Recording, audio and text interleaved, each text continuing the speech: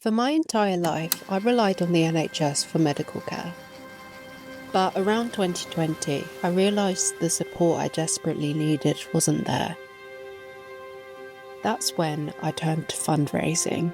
In 2021, I launched a GoFundMe campaign, hoping for financial support to navigate my medical journey, to secure less traumatic treatments, and to find a doctor who would take my symptoms more seriously.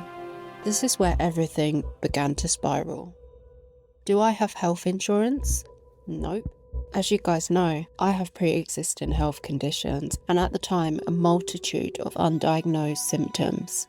Whenever my symptoms worsen, I yearn for a doctor I can trust, but I'm constantly confronted with the harsh reality of costs. When I think about the past 4 years of my life, it's hard not to feel a twinge of shame. After spending my entire life fighting for answers and advocating for myself medically, why is fundraising the thing that eventually broke me? I've spent so long trying to feel better in a situation that hasn't improved. I got diagnosed with MS, multiple sclerosis, in December 2024, which is something I'd asked to be tested for almost a decade ago when I first started seeing my dermatologist in London. This diagnosis brought answers, like why my vision would shake and blur despite consistently passing eye tests. Why I spent over 4 years in and out of the hospital for uncontrollable vomiting episodes lasting days, sometimes weeks. And why I collapsed one day in 2023 with severe back pain and haven't walked without a walking stick ever since. It explains why I have very little sensation in my left upper arm and right foot, why my bladder can't be trusted without a nappy on, why I get constant migraines, why I can feel sick from looking at a screen with the brightness too high, and why I feel like my head is being stomped on when I'm awoken prematurely from sleep.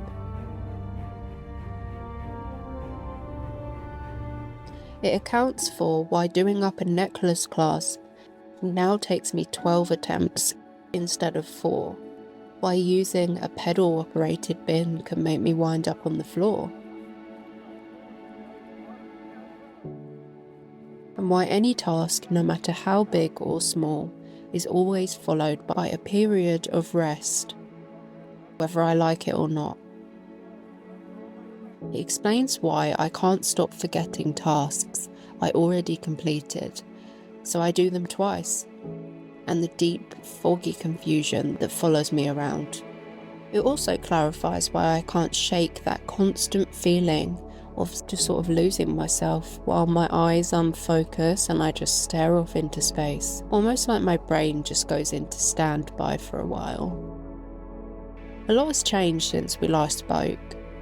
I know a lot more than I did then, including the fact that relying on strangers to provide the solution to my healthcare woes was a cruel thing to do to myself, and I wasn't emotionally strong enough to withstand the pressure of it. I wanted so badly to stop being mistreated and silenced that I committed to something I could not financially afford. We all do it, yes, but unlike a Mercedes or a new iPhone, if I couldn't make the payments, the only thing paying for it, eventually, was my body. Once it really sank in that my healthcare was a transactional arrangement, the pressure of knowing that I would only begin to get better or feel better if I was able to fundraise meant I had to constantly create videos trying to go viral. I was desperate to get my story out there, which meant that every waking hour of my life became about fundraising.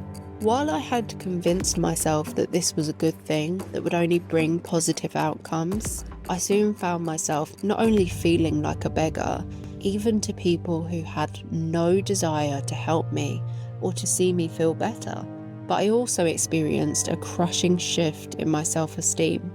I began to let people treat me badly, disrespect me, and take advantage of me simply because there was a small chance they might help me with a donation. Although I didn't see it happening at the time, I now realise that starting the fundraiser was one of the worst decisions I ever made. I don't say that to be disrespectful or to seem ungrateful for the help that so many of you offered me. I take full responsibility for believing I could emotionally handle what that experience would teach me. It became frighteningly clear how unfair it is to be born into this world with a disadvantage. A disability and illness can literally impact the course of your entire life. When illness is managed properly, i.e. diagnosed promptly so it can be treated and managed, the future can be so bright. But when you're gaslit, lied to, ignored, dismissed and delayed like I have been on my journey, it feels like you're simply existing in this world with a severe disadvantage. I don't mean that I was born into this world with less wealth than others. For me, it's the decades of my life that should have been spent forming my personality, discovering what made me happy, and figuring out what I might want from life. Instead of having those years to learn those things, I was trying so desperately to figure out what was wrong with me. These things were never explored. Growing up in the waiting rooms of hospitals was my disadvantage. I'm so deeply grateful for the fundraiser, and I'll leave it running because who knows, one day it may reach where it needs to be.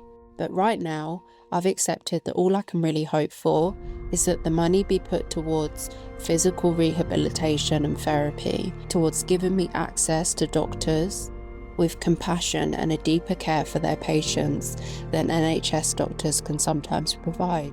Whether that be in Germany or here or elsewhere, I don't know, because I'm always going to choose what is right for my health at the time. I'm not resistant to receiving care from the NHS because I think I deserve more than you or the next person, but simply because I don't think I can endure any more trauma caused by fighting to receive the medical care that I deserve.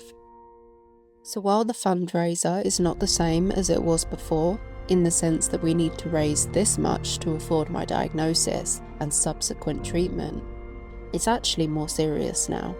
I'm facing a lifelong need for hospital visits, medications, treatments and doctor's appointments, including the prospect of my existing disabilities worsening, both cognitively and physically. I'm terrified because being broke and disabled is difficult. I've always said that I don't come from a family of wealth, but I also don't come from a family of emotional wealth. Just because I came to YouTube all those years ago to share my story doesn't mean that my life is without its complexities. In fact, my personal life is often more shocking than my health struggles. I don't know how many of you following me grew up in toxic environments, but those of you who have lived in those types of households will know how crippling it can be, especially when, like me, you're not well enough to leave, and some days it feels like you're not even well enough to live. This video is pretty much just to explain to you all that I'm still here. I didn't just start the fundraiser and run away with your money. It's waiting to be used for my future healthcare. I really hope that that's okay with you guys. I felt that I owed you an explanation at the earliest point that I could provide one, which is now. Not only am I still here, but I still love you all. And although I wish I could include you in the day-to-day of my life, sometimes I just can't do that. But as always, I am eternally grateful for the support that you give to me, and take this as my slow introduction back into YouTube.